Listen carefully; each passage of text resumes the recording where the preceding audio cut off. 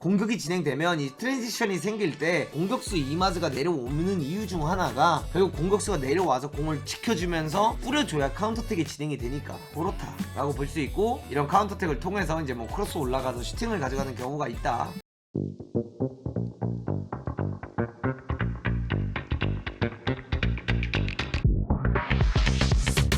이 사람에 대해서 알아보는 시간을 가져보려고 하는 건데, 기네슈의 뭐 축구에 대한 자료가 많이 없어요. 그냥 기네슈가 터키 감독할 때 터키 국대에서 어떤 축구를 했는지에 대한 자료? 그 정도만 조금 있고, 그 외에는 기네슈 관련된 자료가 진짜 찾아보기 어려워요. 제가 영어로 리서치 다 해봤는데 많이 안 나와요. 저는 솔직히 기네슈가 돼도 실망적이게 생각을 할 것 같아요. 어쨌든 간에 기네슈가 우리나라 오고 싶다 했을 때 기네슈를 멀리 했잖아. 이렇게 기네슈를 멀리 했고 뭔가 다른 데서 집중을 했고, 기네슈는 뭐 PPT라든가 이런 걸 제대로 안 했다고 하면서 기네슈에 대해서 별로 관심 없었다 이런 식으로 얘기를 했었는데, 우리가 원하던 카드들이 사라지니까 갑자기 기네슈를 데려온다? 그러면 결국 이거는 우리나라 축구협회에서 원하던 카드가 아니라는 거잖아.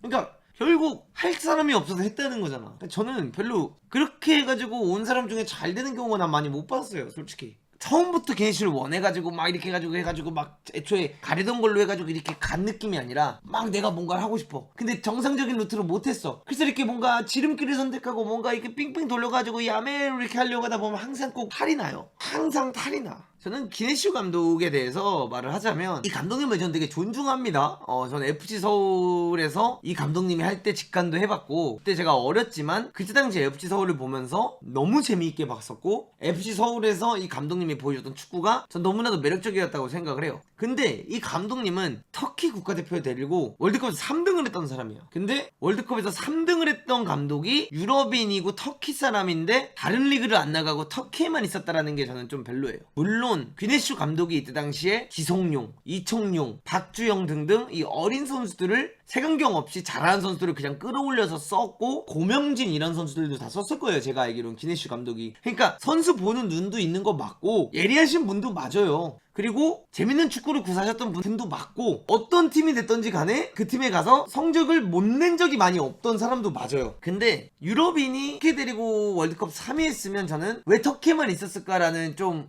의구심이 있어요. 언어 문제는 전혀 상관이 없는 게, 뭐 통역가들은 괜히 있나요? 언어 문제가 있으면 우리나라도 못 와야죠. 언어 문제는 전혀 상관이 없는 거고. 그러니까 제 개인적인 생각에는 본인이 안 나간 것 같아요, 기네슈 감독이. 근데 왜 안 나갔을까? 그러면 저는 거기서 너무 안정적인 사람인 건가 라는 생각이 드는 거죠. 뭐 제가 뭐 이렇게 나쁘게 본다는 게 아니에요, 여러분들. 그냥 그거에 대한 좀 아쉬움은 있어. 도전적이지 않으신 건가? 라는 생각을 좀 해보게 되더라고요. 기네슈 감독에 대해서 알아보겠다 하면은 볼 방법은 있어요. 경기를 찾아보는 거는 제가 Y스카웃을 가지고 있으면은 찾아볼 수가 있는데, 제가 Y스카우트가 없기 때문에 그걸 찾아볼 수는 없거든요. 근데 이거 보면 유로 2020 터키 전술적 아날리시스 이게 있습니다. 이때 당시에 뭐 프리딕티드 스쿼드라고 해서 이렇게 나왔고, 터키의 뭐 스타팅 11 이런 식으로 나왔었어요. 이런 게 써있죠. 여기 이제 보시면은 뭐 미드필드가 그때 당시에 터키는 가장 좋은 달란트가 많았었다. 그래서 기네슈는 그들의 팀을 4-2-3-1 혹은 4-3-3으로 셋업을 하고, 한 명의 수비형 미드필더가 자리를 잡고 두 명의 공격형 미드필더를 주로 활용을 했다. 그 다음에 4-2-3-1을 주로 활용을 하기도 했다. 그 다음에 AC 밀란의 차나홀루 이 선수가 사실 있었기 때문에 이 선수의 위주로 축구를 했다라고 이야기가 나오는 거죠. 이게 자료는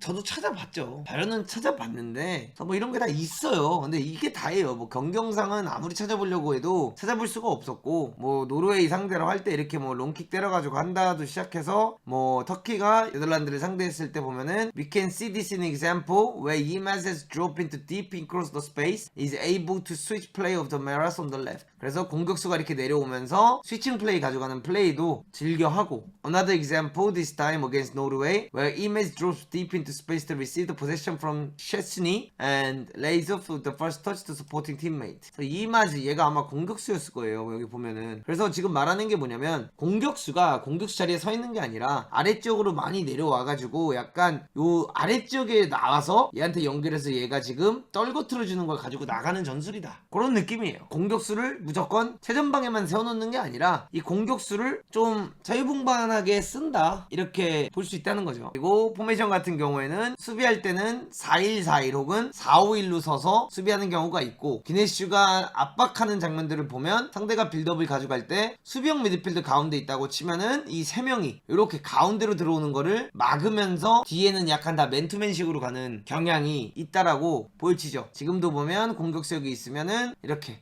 포백에 수비형 미드필더 하나가 봐주고 나머지 포백이 미드필드 자리 지키면서 4-1-4-1 쉐입으로 콤팩트하고 나로하게 축구를 한다. 그 다음에 트랜지션 같은 경우에는 We have already mentioned in the key role of the EMS play for Turkey's offensive strategy and this extends to transition as well. 그래서 한마디로 강팀을 상대할 때는 4-1-4-1로 서서 내려앉았다가 공격이 진행되면 이 트랜지션이 생길 때 공격수 이마즈가 내려오는 이유 중 하나가 결국 공격수가 내려와서 공을 지켜주면서 뿌려줘야 카운터택이 진행이 되니까 그렇다 라고 볼 수 있고, 이런 카운터택을 통해서 이제 뭐 크로스 올라가서 슈팅을 가져가는 경우가 있다, 이런 거고요. 그러니까 자료는 저도 준비를 했는데 내가 내 눈으로 이 경기를 본 건 아니니까 이걸 막 내가 경기를 본 것처럼 솔직히 이거 읽어보고 막 기네슈 이렇다 저렇다 할 수 있는데, 내가 직접 눈으로 보지 않았는데 내가 평가를 해버리면 구라치는 거고, 그리고 제가 눈으로 보지 못했는데 찾아보려고 해서 경기를 못 찾았어요. 근데 이렇게 보고 나서 이거를 하기에는 나중에 내가 내 말을 바꿀 수 없잖아. 이 유튜브에 다 올라가는 거고 내가 말한 게 결국 다 나중에는 내 업보가 되는데, 하이라이트만 보고 혹은 그냥 이렇게 대충 이런 것만 보고 이렇다라고 말을 할 수는 없는 거죠. 근데 어쨌든 이런 리포트가 있다, 이걸 말씀드리고 싶은 거예요. 그리고 이 사람이 이런 전술을 2019년도에 쓴 거고 2020년도에 한 거지, 이게 막 당장은 아니니까. 그리고 이거를 이번에 우리나라 대표팀 와서 할지 안 할지도 모르는 거고, 빌드업 할 때는 이런 식으로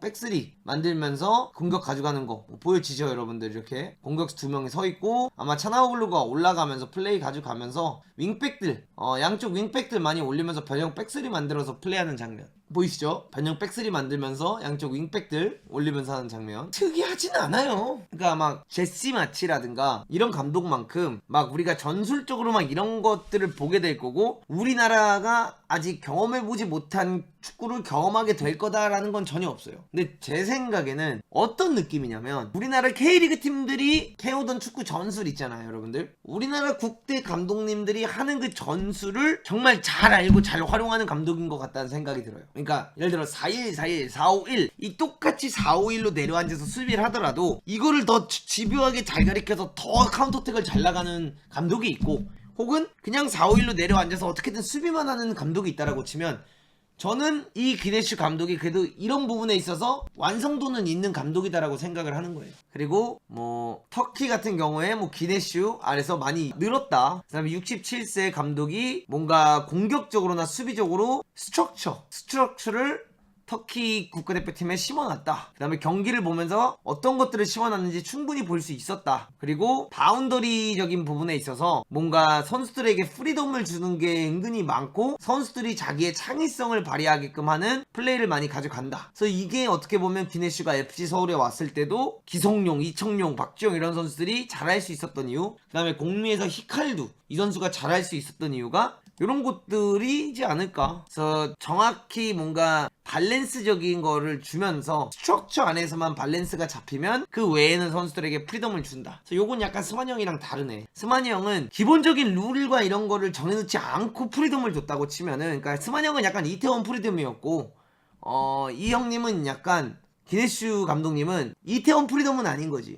적당한 프리덤만 주는 거죠. 그리고 보세요. Main point is that freedom is granted within a certain boundaries. 정해진 부분에서만 프리덤을 준다라는 거죠. 정해진 부분에서만. 근데 전체적으로 기네슈에 대한 평가는 좋네요. 기네슈에 대한 평가가 나쁘진 않아요. 나쁘진 않은데 그냥 뭔가 저는 막 이렇게 막 보면서 막 와는 아니라는 거예요. 어떤 느낌인지 아시겠나? 그러니까 이게 온다고 해서 우리나라가 확 달라지는 느낌은 아니고, 기존에 4-1-4-1로 우리가 하거나 4-2-3-1을 하거나 4-3-3을 했다고 했을 때 그 4-3-3, 4-1-4-1이 더 단단해질 느낌인 거지. 이 분에게 20몇 억을 써야 된다. 난 국내 감독한테 돈 주고 국내 감독 키웁니다. 터키 출신이라 내려치게 하는 게 아니에요.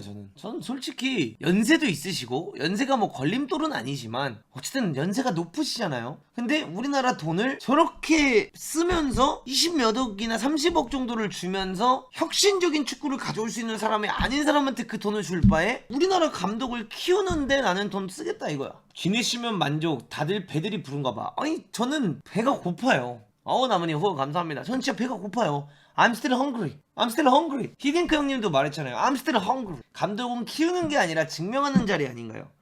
그러니까 제가 말하는 건 우리 언제까지 해외 명장만 데려오길 바라고 우리나라에 오려면 뭐 돈도 안 맞아, 한국에 살기도 싫대, 맨날 휴가 때 여행도 가야 돼, 뭐 이런 거 다 따지잖아요. 감독들이 통역사도 필요해, 내 사단도 필요해, 뭐 나는 어디 뭐 이런 게 조건이 맞아야 돼, 막 이런 게 다 하면서 연봉은 또 세. 그러니까 명장 어차피 오라고 해도 안 와. 그러니까 키워내자는 거야. 언제까지 자꾸 남의 집 떡만 우리가 바라보고 있을 거냐고. 그래서 뭐 다시 얘기를 어쨌든 돌아오자면 우리나라 축구에 우리가 해외 감독을 데려오는 이유가 뭡니까? 우리나라한테 새로운 거를 해주고 우리나라가 가지고 있지 않은 거를 새롭게 입혀주면서 혁신적인 그런 것들을 가져오고 싶을 때 우리가 해외에서 뭔가를 가져오는 거잖아요. 돈을 내고 우리가 해외에서 무언가를 가져올 때는 해외 기술이 우리나라에 없는 기술이니까 그걸 빼오기 위해서 가져오는 건데, 기네슈 감독은 2-30억을 쓰면서 기술을 빼올 수 있는 건 아니에요. 불 끌어오는 느낌이지. 그냥 나는 불 끌어오는 거에 굳이 해외에 2-30억을 써야 되냐는 거야. 혁신적인 게 아닌데. 혁신적인 거에 아닌 거에 우리가 해외 기술 투자까지 할 필요는 없잖아. 그래서 저는 이럴 바에는 욕먹을 각오하고 축구협회가 진짜 자기들이 자부하는 사람을 키워보는 게 전 낫다고 생각을 하는 거예요. 근데 여기서 또 이제 또 한마디 하자면 이 축구협회가 문제니까 또 이것도 말이 안 되긴 해. 또 축구협회가 그러면 진짜 비전을 가지고 철학을 가지고 그만한 지도자를 앉혀놓고 이 사람이 경험을 하면서 잘해질 수 있는, 경험을 통해서 늘고 잘해져서 나중에 이 사람이 다음 월드컵이 아니더라도 그 다음 월드컵, 그 다음 아시안컵을 잘하기 위해서 로드맵을 그려가지고 해줘야 되는데 여기서 일단 선임을 제대로 못하니까, 그 감독이 누군지 모르니까. 그리고 여기서 또 중요한 건 팬들도 기다릴 줄을 몰라 해. 이것도 문제예요. 축구협회가 우리나라 초등부부터 대학교, 그 다음에 K4, K3, K2, K1에서 혁신적인 전술을 쓰면서 꾸준하게 성과를 내고 있는 지도자가 누군지 알고 있어야 될 거 아니야, 우리나라 축구협회라면. 근데 과연 알고 있을까? 난 모르고 있다고 생각해. 예를 들어 축구협회 전력강화위원장이라고 하잖아요. 축구협회 전력강화위원회라고 하면요, 야 요즘 K3에서 어느 팀이 매력적으로 축구하냐 했을 때 바로 이거 말할 수 있어야 된다고 생각해요. 야 K3에는 춘천시민축구단이, 야 걔네가 돈 쓰는 거에 비해, 야 걔네가 뭔가 이렇게 애들도 빠릿빠릿하고 이런 식으로 해가지고 이렇게 압박치면서 이런 축구를 하더라. 야 그 감독 좀 우리 좀 지켜봐야 되겠다. 이 말이 나는 위원장들이 위해서 나와야 되고 위원회에서 나와야 된다고 생각해. 근데 과연 K3 알고 있을까? 얼마 전에 K2 리그에서 선수를 뽑았는데 우리가 K2여서 잘 몰랐다 이러고 앉아있는데, 축구협회가. 나는 진짜 이게, 그래서 또 여러분들 말함에도 공감이 돼요. 기네슈라도 데려와야 된다라고 하는 말이 그러니까 무슨 말인지는 알겠어, 나도. 그러니까 그건 알겠는데, 그러니까 저는 그냥 이걸 제 소신 발언인 거죠. 굳이 혁신 기술이 아닌데, 이게 굳이 혁신적인 게 아닌데 우리가 또 젊은 사람이면 또 괜찮아. 반대로 만약에 기네슈가 지금 40살이야 이거면 또 괜찮아. 왜 괜찮냐면요, 기네슈가 40살이면 이 사람이 혁신적이진 않지만 이 사람이 우리나라로 옴으로써 우리나라 국대를 해서 어느 정도 성적이 잘 났다 쳐? 그러면 이 사람이 그걸 가지고 이제 해외를 또 나갈 수가 있잖아. 이 사람이 이거를 재도약해서 뭐 포르투갈 리그를 나갈 수도 있고, 이걸 통해서 뭐 프랑스 리그를 나갈 수도 있고, 독일 리그를 나갈 수도 있고, 이렇게 될 수 있다라고 하면 어떤 게 되냐, 우리나라 선수들을 거기에 추천해 줄 수도 있고, 우리나라 선수들이 그 감독을 통해서 해외 진출을 할 수도 있고, 이런 뭔가 루트가 생길 수 있고 네트워킹이 되니까. 그리고 이 사람이 우리나라 국대 감독으로서 우리가 가질 수 있는 프라이드가 있지만, 기네슈 감독님은 이걸 통해서 끝나고 은퇴할 사람이잖아. 이게 마지막이래잖아, 자기. 물론 멋있죠. 이게 자기의 커리어 마지막이라는 거 얼마나 멋있겠어요. 그것도 존중받고 그것도 멋진 건 맞죠. 허나 모르겠어요.